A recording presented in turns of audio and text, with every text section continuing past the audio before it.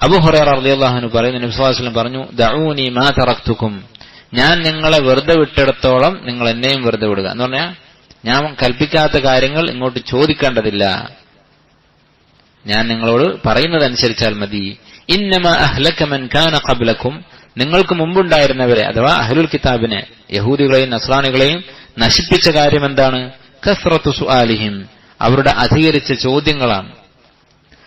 വഖ്തിലാഫുഹും അലാ അംബിയാഇഹിം, അവരുടെ അമ്പിയാക്കളെ അവരെതിർത്തതാണ്. അമ്പിയാക്കള് പറഞ്ഞതുകൊണ്ട് അവർ തൃപ്തിപ്പെടുകയില്ല.